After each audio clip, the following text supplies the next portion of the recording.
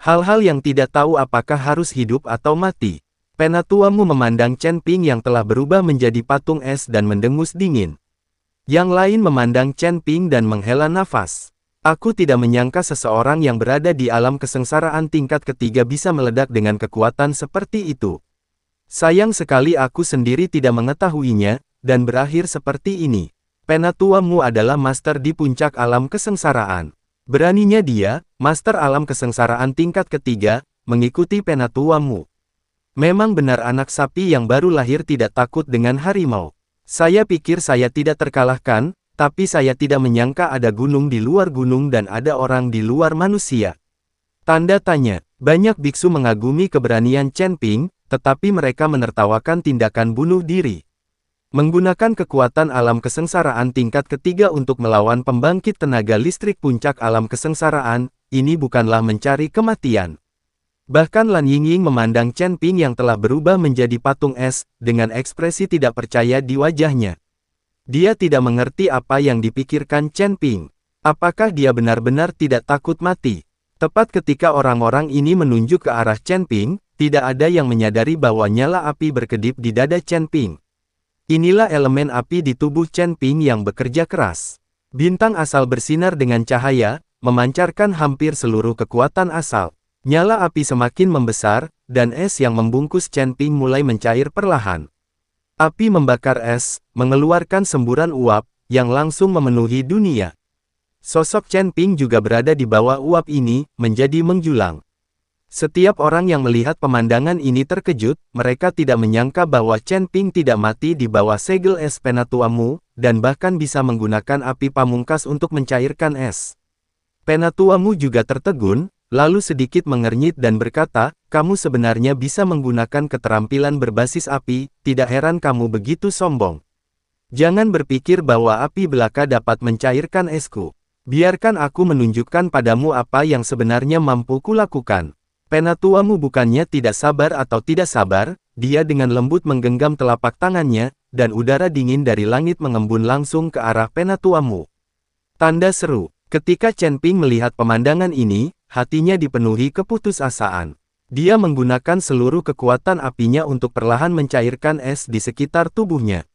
Namun kini penatuamu sebenarnya ingin mengambil tindakan lagi, dan tampaknya tindakan kali ini lebih berbahaya. Chen Ping ketakutan, dia tahu bahwa dia tidak dapat menahan pukulan ini. Semua orang juga tahu bahwa meskipun Chen Ping belum mati sekarang, dia pasti akan mati dengan pukulan ini. Nak, aku khawatir kamu tidak akan mampu menahan pukulan ini. Aku tidak menyangka bahwa berada di puncak alam kesengsaraan akan membuatku berada dalam situasi putus asa. Jika aku tahu kamu sungguh sia-sia, aku tidak akan tinggal di lautan kesadaranmu. Kata Raja Iblis Ciyun dengan sedikit penyesalan. Saat ini, tidak ada gunanya membicarakan penyesalan. Senior, aku minta maaf karena telah menyakitimu. Chen Ping berkata dengan sangat bersalah. Apakah kamu membutuhkan aku untuk menggunakan tubuh jiwa yang tersisa untuk memblokirnya untukmu?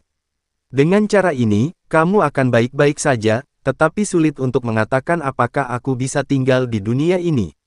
Raja Iblis Ciyun berencana mengorbankan dirinya demi keselamatan Chen Ping.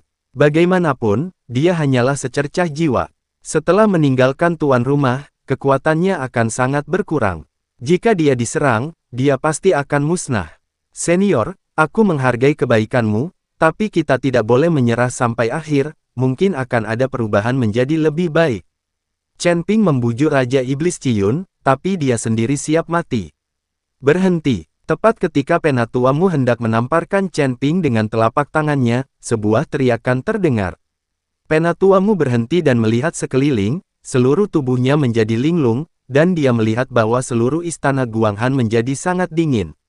Dalam jarak 10 mil, kepingan salju berjatuhan, dan angin bersiul seperti hantu menangis dan serigala melolong. Semua biksu merasakan hawa dingin yang mengerikan di sekujur tubuh mereka, dan mereka tanpa sadar mundur ke kejauhan. Saya melihat seorang wanita seperti peri mengenakan pakaian putih terbang keluar dari aula di langit bersalju. Udara dingin di sekitarnya langsung mengelilingi wanita itu, dan bahkan udara dingin yang dikendalikan oleh penatuamu langsung tertarik. Temui Tuan Istana. Melihat pemandangan ini, Lan Yingying adalah orang pertama yang berlutut di tanah, dan kemudian banyak murid istana Guanghan juga berlutut. Apakah ini penguasa istana-istana Guanghan? Indah sekali. Hari ini membuka mata. Saya benar-benar bertemu dengan kepala istana-istana Guanghan. Aura yang sangat menakutkan. Apakah kepala istana-istana Guanghan ini sudah berada di alam Mahayana? Banyak biksu memandangi wanita yang tampak kaget. Kepala istana-istana Guanghan melambaikan lengan bajunya dengan lembut, dan tiba-tiba angin dan salju bergulung kembali, seperti gelombang besar yang menderu, dan kepingan salju yang melayang di antara langit dan bumi menghilang seketika. Elder Mu, jika Anda melakukan sesuatu di istana Guanghan sesuka hati, tahukah Anda bahwa ini melanggar aturan istana Guanghan kita? Jika masalah ini menyebar, siapa yang berani datang ke istana Guanghan kita? Kepala istana-istana Guanghan memandang Penatua Mu dengan ekspresi dingin dan bertanya. Wajah Penatua Mu penuh dengan ketidaksenangan, tetapi dia tidak berlutut di hadapan kepala istana-istana Guanghan. Terlihat bahwa Penatua Mu tidak memiliki rasa hormat khusus terhadap kepala istana-istana Guanghan. Tuan istana, orang ini membunuh keponakanku di depanku.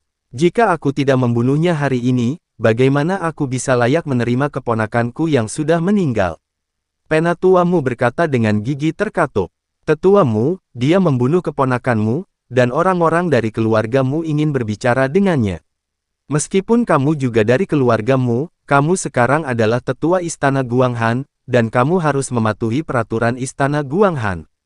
Petik 2. Kata penguasa istana Guanghan dengan dingin. Mata Penatua Mu sedikit menyipit, kalau begitu aku harus membunuhnya hari ini.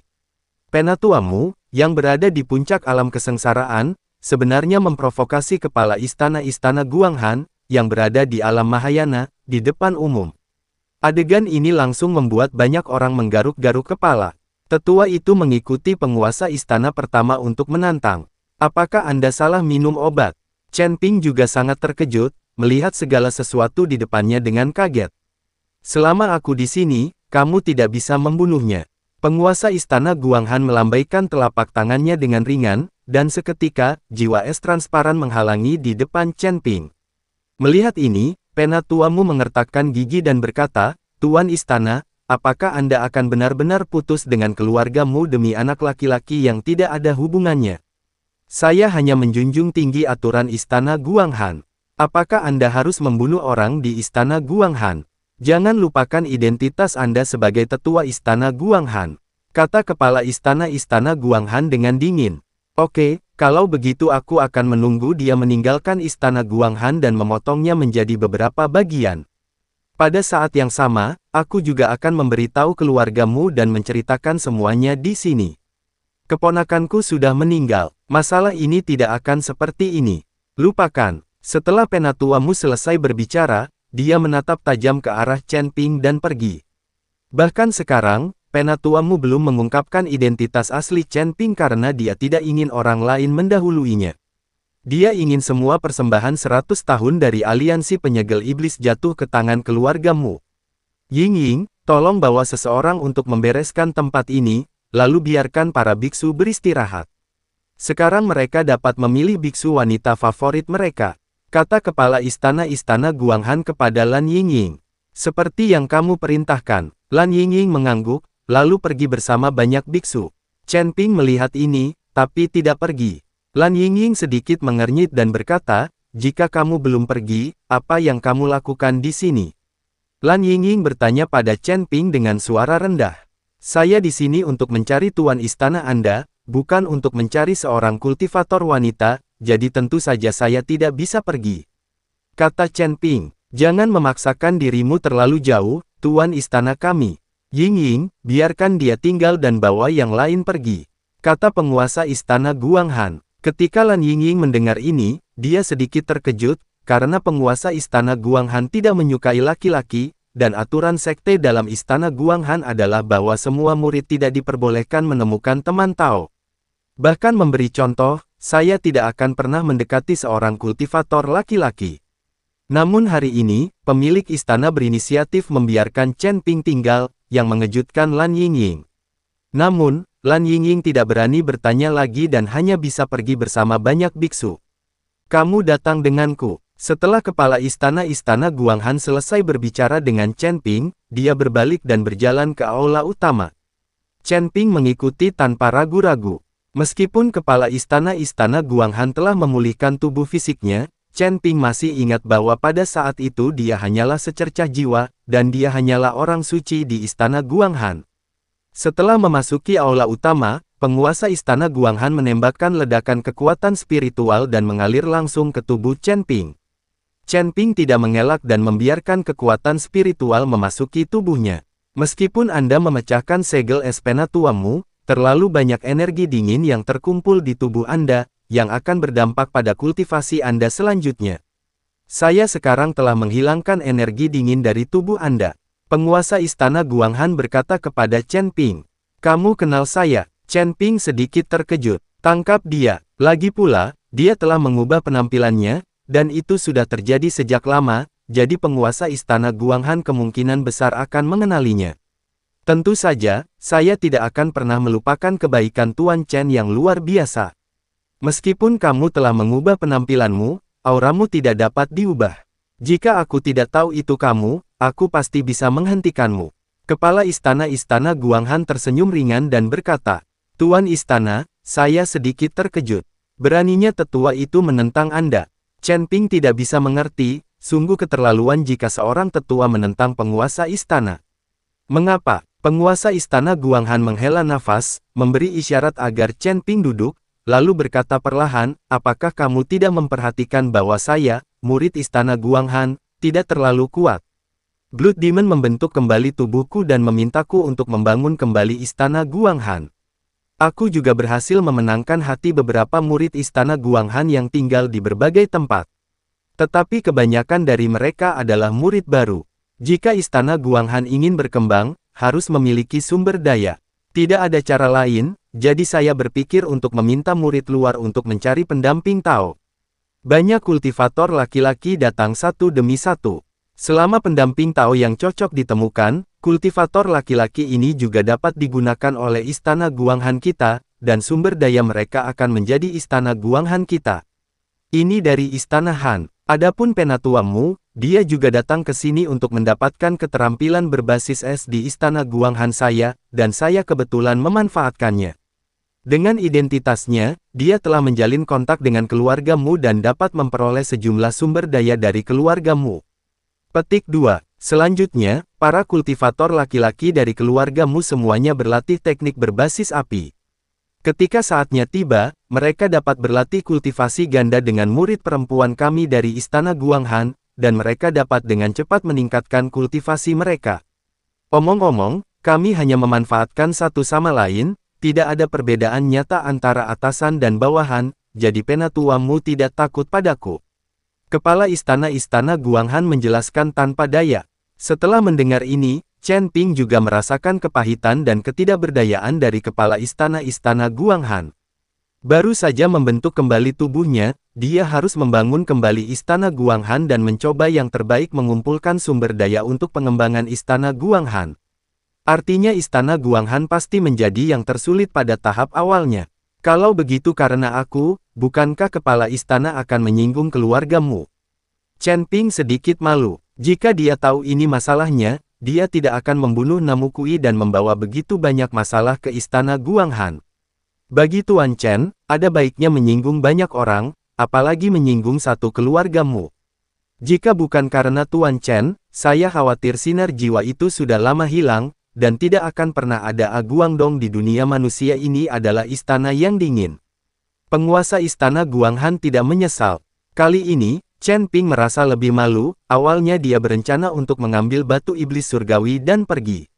Bagaimana caranya pergi sekarang? Tuan istana, apa yang terjadi dengan perjalanan ke daerah kutub di istana Guanghan ini? Jika saya dapat membantu, saya akan sangat senang. Chen Ping bertanya kepada kepala istana Guanghan. Karena dia telah menyebabkan begitu banyak masalah di istana Guanghan, Chen Ping selalu harus melakukan sesuatu untuk orang lain sebelum pergi. Jika dia mengambil batu iblis surgawi, menamparkan pantatnya dan pergi, itu terlalu tidak manusiawi. Melihat Chen Ping bertanya tentang perjalanan ke kutub, kepala istana Guanghan ragu-ragu sejenak, lalu menggelengkan kepalanya dan berkata, Tuan Chen, sebaiknya Anda tidak pergi ke kutub. Apakah Anda datang ke istana Guanghan untuk mendapatkan batu iblis surgawi? Aku akan segera mengobati batu iblis surgawi. Aku akan memberimu batu itu, sebaiknya kamu pergi.